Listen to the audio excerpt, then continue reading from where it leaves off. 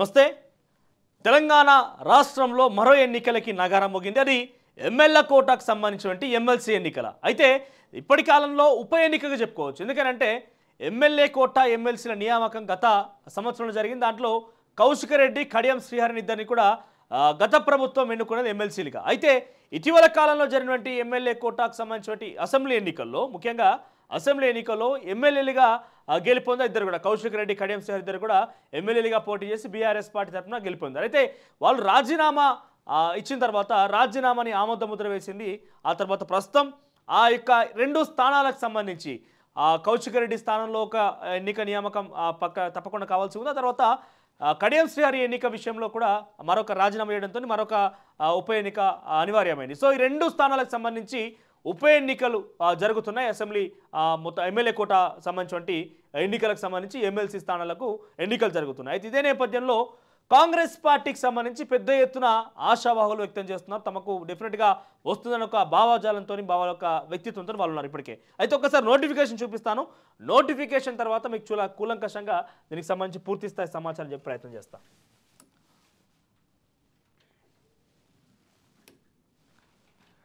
ఇక్కడ మీరు నోటిఫికేషన్ కనుక గమనిస్తే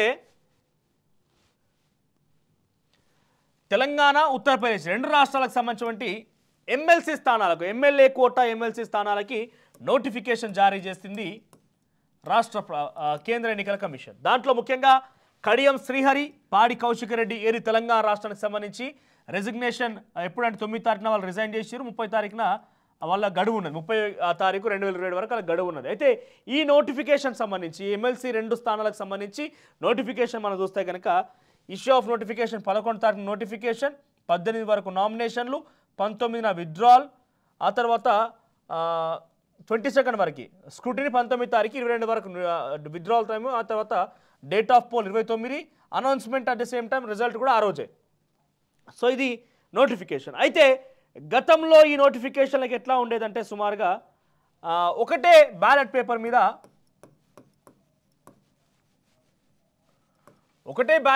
మీద ఇద్దరు అభ్యర్థులు, ఒకవేళ కాంగ్రెస్ పార్టీ నుంచి ఇద్దరు కనుక పోటీ చేసినా, బీఆర్ఎస్ పార్టీ నుంచి ఇద్దరు పోటీ చేసినా, ఈ 4 పేర్లు ఒకరే బ్యాలెట్లో ఉండేది.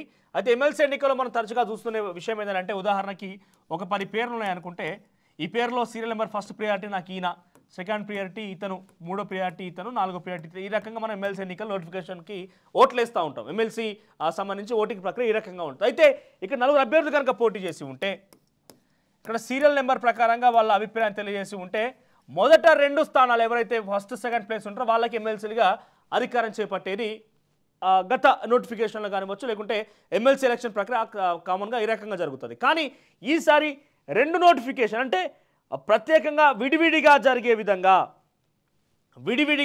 విధంగా అంటే ఎవరికి వాళ్ళు ఓటు వేసుకునే విధంగా ఏర్పాటు చేయబోదు. అంటే ఇండివిజువల్గా ప్రతి ఒక్క 119 అభ్యర్థులందరూ కూడా ప్రతి ఒక్కరు తమకు తాముగా అభ్యర్థులు అక్కడ ఎన్నుకోవచ్చు. సో ఆ రకంగా ప్లాన్ చేస్తున్నారట.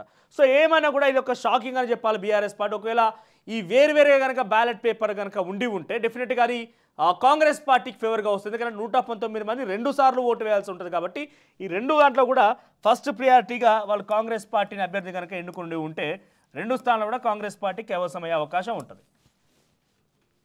2 స్థానాలు కూడా కాంగ్రెస్ పార్టీకి యొక్క కైవసమయ్యే అవకాశం డెఫినెట్గా ఉంటుంది. సో ఇది ఒక అంశం. అయితే ఎవరు పోటీ పడుతున్నారన్న విషయాన్ని కనుక మనం వస్తే కనుక దానికి సంబంధించిన అంశం. అయితే ఇప్పటికే కాంగ్రెస్ పార్టీలో ఆశావాహుల సంఖ్య ఎక్కువగా ఉన్నది. ముఖ్యంగా చాలా క్లియర్గా రేవంత్ రెడ్డి ఇటీవల కాలంలో విస్తృత స్థాయి సమావేశంలో చెప్పిన మాట ఏంటంటే, ఓడిపోయిన వాళ్ళు ఎవరైతే ఎమ్మెల్యేలుగా ఉన్నారో వాళ్ళు కూడా కాంగ్రెస్ పార్టీకి ఎమ్మెల్యే లాగానే. సో ఇప్పుడున్న పరిస్థితుల్లో ప్రభుత్వంలో వాళ్ళకి పదవులు ఇవ్వలేం. దానికి సంబంధించి డెఫినెట్గా అవకాశం తీసుకుని ఏఐసీసీ నిర్ణయం మేరకు ముందుకు వెళ్తాం. కానీ ఇప్పుడు మాత్రం నామినేట్ పదవులు రావు వాళ్ళకని చాలా స్పష్టంగా చెప్పడం జరిగింది. అంటే ఓడిపోయిన ఎమ్మెల్యేలు ఎవరైతే ఉన్నారో అందరూ కూడా ఇప్పట్లో పదవులు రాకపోవచ్చు. కానీ భంగపాటు గురైన వ్యక్తులకు మాత్రం డెఫినెట్గా పరిగణలోకి తీసుకుంటాం. పార్టీ కోసం కష్టపడ్డ వారికి పరిగణలోకి తీసుకుందామని చెప్తున్నారు. అయితే ఒక్కసారి మనం గమనిస్తే కనుక కాంగ్రెస్ పార్టీ నుంచి ఆశావాహుల సంఖ్య కనుక మనం గమనిస్తే ముందుగా అయితే ఈ 2 ఎమ్మెల్సీలకు సంబంధించిన అంశాల్లో బీసీలకే వచ్చేటువంటి ప్రాధాన్యత ఎక్కువ కనిపిస్తోంది కాంగ్రెస్ పార్టీ ముఖ్యంగా. ఎందుకంటే ఒకవేళ కనుక విడివిడిగా కనుక ఈ ఎలక్షన్ జరిగి ఉంటే డెఫినెట్గా కాంగ్రెస్ పార్టీ ఫేవర్లో ఉండబోతుంది. కాంగ్రెస్ పార్టీ 2 సీట్లు కైవసం చేసుకునే అవకాశం ఉంది. కాబట్టి ఈ ఇద్దరికి కూడా దీనిలో బీసీలకి ఆ తర్వాత బీసీలకి మొదటి ప్రియారిటీ, బీసీలకు మాత్రం అత్యధిక సంఖ్యలో ఇవ్వాల్సి ఉంటుంది. సో బీసీలకు ప్రియారిటీ ఇచ్చే విధంగా రాష్ట్ర ప్రభుత్వం ముఖ్యంగా కాంగ్రెస్ పార్టీ ప్లాన్ చేస్తుంది. అయితే మరి బీసీలకు ఇవ్వాలంటే మొదటగా పేరు వినిపిస్తుంది మహేష్ కుమార్ గౌడ్ పేరు వినిపిస్తుంది. అయితే మహేష్ కుమార్ గౌడ్ ఇటు ప్రభుత్వంలో ఎమ్మెల్సీతో పాటుగా ఆయన పీసీసీ రేస్లో కూడా ఉన్నారు కాబట్టి ఆయనకి ఏదో ఒక పదవి వరించే అవకాశం ఉంది, కానీ రెండు మాత్రం ఇచ్చే అవకాశం లేదు. సో ఆ నేపథ్యంలో ఇక్కడ మనం ఆశావారి సంఖ్య కనుక చూస్తే మహేష్ కుమార్ గౌడ్ తర్వాత జగ్గారెడ్డి సంగారెడ్డి నియోజకవర్గం ఓడిపోయారు, మరి ఆయన కూడా రేస్లో ఉన్నారట. ఇక సీనియర్ నేత హర్కార వేణుగోపాల్ ప్రోటోకాల్ సంబంధించిన కాంగ్రెస్ పార్టీ ప్రోటోకాల్ చైర్మన్. ఆ తర్వాత ఇక ముస్లిం మైనార్టీలకు కూడా ఇవ్వాల్సిన అవసరం ఉంది. ఒకటి బీసీలకి తగిన సంఖ్యలో వాళ్ళకి అసెంబ్లీ టికెట్లు కేటాయించలేదు కాబట్టి బీసీలు ఫస్ట్ ప్రియారిటీ. ఆ తర్వాత మంత్రివర్గంలో ప్రస్తుతం కాంగ్రెస్ పార్టీ పూర్తి స్థాయిలో అందరిలో కూడా ఒక మైనార్టీకి సంబంధించిన ముస్లిం వ్యక్తి ఎవరు కూడా గెలవలేదు కాబట్టి వాళ్ళలో ఎవరో ఒకరి ఎమ్మెల్సీగా తీసుకొని దాని మంత్రివర్గంలో అవకాశం ఇచ్చే విధంగా కూడా చాలా డెఫినెట్గా స్పష్టంగా కనబడుతున్న నేపథ్యంలో ఆ ముస్లిం మైనార్టీల నుంచి చూస్తే కనుక షబ్బీర్ అలీ పేరు, అజారుద్దీన్ పేరు, ఫిరోజ్ ఖాన్ పేరు, మూడు పేర్లు కూడా ప్రధానంగా వినిపిస్తున్నాయి. దాంట్లో ఎక్కువగా ఫిరోజ్ ఖాన్కే అత్యధిక ప్రాధాన్యత. ఎందుకు అనంటే ఆయన ఓడిపోయినప్పటికీ ఆయనకు ప్రాధాన్యత ఎందుకనంటే హైదరాబాద్ నుంచి ఒక మినిస్ట్రీ కంపల్సరీ కావాల్సి ఉంది. హైదరాబాద్ ప్రాంతం నుంచి ఒక మినిస్ట్రీ కావాలి. గతంలో తలసాని శ్రీనివాస్ యాదవ్, పద్మారావు గౌడ్ అందరూ కూడా మినిస్ట్రీలుగా ఉన్నారు. కానీ ప్రస్తుతం అక్కడ బీఆర్ఎస్ పార్టీ గెలుపొందింది.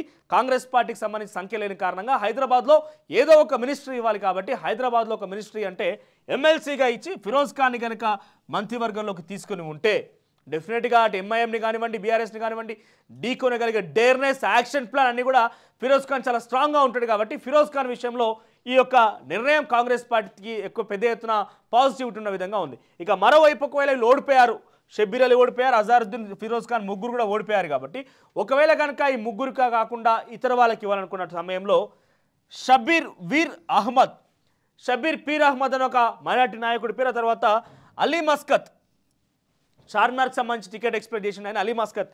సో ఈయన పేరు కూడా ప్రస్తుతం పరిగణలో ఉన్నది. వీళ్ళకు ఎమ్మెల్సీగా అవకాశం కల్పించే విధంగా కూడా ప్లాన్ చేస్తుంది పార్టీ. అయితే ఒక బీసీ ఒక మైనారిటీ డెఫినెట్గా ఈ రకంగా ఇండివిజువల్గా కనుక ఎన్నికలు జరిగి ఉంటే డెఫినెట్గా ఇద్దరు ఎమ్మెల్సీలకు సంబంధించి కాంగ్రెస్ పార్టీ దరఖాస్తు చేసుకునే అవకాశం ఉంది కాబట్టి ఇద్దరికి సంబంధించి ఒక బీసీ ఒక మైనార్టీ ఒకవేళ ఒకటే కనుక ఉంటే డెఫినెట్గా మైనార్టీ కోటాలకు వెళ్ళిపోయేది.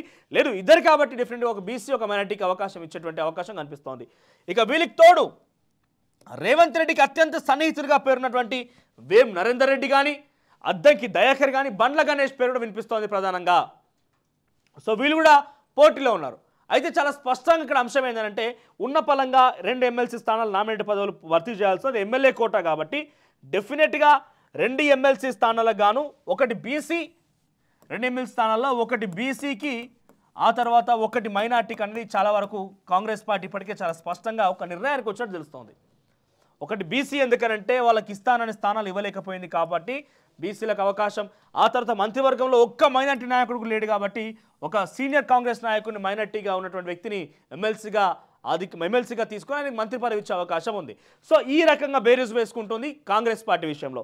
ఇక కమింగ్ బ్యాక్ టు బీఆర్ఎస్ విషయానికి వస్తే బీఆర్ఎస్లో కూడా చాలామంది ఆశావహులు తన యొక్క అవకాశాన్ని చూస్తున్నారు. చాలా వరకు కూడా వాళ్ళు ప్రయత్నం చేస్తున్నారు. ఇది ఇప్పటికే గతంలో ఎమ్మెల్సీగా హామీ ఇచ్చినటువంటి తాడూరు శ్రీనివాస్ పేరు వినిపిస్తుంది ఇందులో. ఎందుకంటే గతంలో ఆయనకి ఎమ్మెల్సీగా అవకాశం ఇస్తారంటే కూడా పలుమార్లు కేసీఆర్ హామీ ఇచ్చారు. ఇటీవల కాలంలో ఉప్పల్ నియోజకవర్గానికి సంబంధించి టికెట్ రేస్లో ఉన్నప్పటికీ చివరి దశలో టికెట్ రాకపోయినప్పటికీ కొంతమంది వ్యతిరేకంగా చేసి ఇతర అదే పార్టీకి సంబంధించిన నాయకులు ఇతర పార్టీలో చూసినప్పటికీ తాడూరు శ్రీనివాస్ ఆ నియోజకవర్గంలో ఎమ్మెల్యే అభ్యర్థుల కోసం తీవ్రంగా కృషి చేశాడు. ఆయన కూడా రేస్లో ఉన్నారు. ఆయనతో పాటుగా ఎందుకంటే బీసీ వ్యక్తి ఒక ఎంబీసీలకు సంబంధించిన వ్యక్తి ఆయన రేస్లో ఉన్నారు. ఆ తర్వాత దసోజు శ్రావణ్ ఒక బీసీ, ఆ తర్వాత తాటికొండ రాజయ్య, ముత్తిరెడ్డి యాదగిరి రెడ్డి, కుర్రా సత్యనారాయణ, ఎర్రబెల్ దయాకర్రావు, నిరంజన్ రెడ్డి అందరూ కూడా ఇప్పటికే పైరవీలు కూడా ప్రారంభం చేసినట్ట. ఇంకా దీంట్లో గంప గోవర్ధన్ పేరు కూడా ఉన్నది. So Khairatabad MLA ticket expect చేసిన గంప గోవర్ధన్ రెడ్డి. సో ఓవరాల్గా వీళ్ళది ఉద్దేశం ఏంటంటే డెఫినెట్గా ఒకవేళ ఇండివిజువల్ కాకుండా కలిసి కట్ట కనుక ఒకే ఎన్నిక కనుక అయ్యి ఉండి అంటే అయితే డెఫినెట్గా కాంగ్రెస్ పార్టీ ఒకటి గెలుచుకుంటుంది, తర్వాత బీఆర్ఎస్ పార్టీ ఒకటి గెలుచుకుంటుంది. కాబట్టి ఇక్కడ ఈ విషయంలో డెఫినెట్గా 40 స్థానాలు 40 ఓట్లు వీళ్ళకి రావాల్సి ఉండి ఆ తర్వాత 46 తర్వాత వాళ్ళకు కూడా సేమ్ ప్రియారిటీ. సో చెరొక ఎమ్మెల్సీ సీటు వచ్చే అవకాశం ఉన్న నేపథ్యంలో ఇక్కడ బీసీలకు వీళ్ళకు కూడా ప్రియారిటీ చూపిస్తున్నారు. ఎందుకంటే బీసీ అనే సెంటిమెంట్ కాంగ్రెస్ లేపుతుంది కాబట్టి బీసీ సెంటిమెంట్ వీళ్ళు పోయే అవకాశం ఉన్నది. దాంట్లో దసోజు శ్రావణ్ పేరు, ఆ తర్వాత తాడూరు శ్రీనివాస్ పేరు, ఎందుకంటే ఆయన కూడా బీసీ.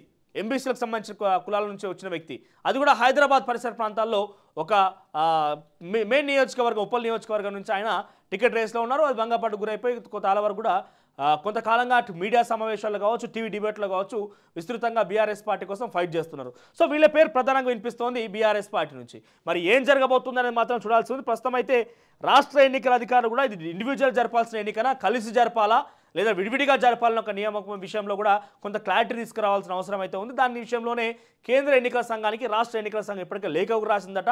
ఒకవేళ ఇండివిజువల్ కనుక జరుగుతుందా, బీఆర్ఎస్ పార్టీ అవకాశం ఇస్తుందా, లేకపోతే విడివిడిగా జరుగుతుందా, కాంగ్రెస్ పార్టీకి 2 సీట్లు వచ్చే అవకాశం ఉందా మాత్రం మరికొన్ని రోజుల్లో ఎన్నికల నోటిఫికేషన్ 11 తారీఖున వస్తుంది. అంటే 2-3 రోజుల్లో క్లారిటీ వచ్చే అవకాశం అయితే ఉంది.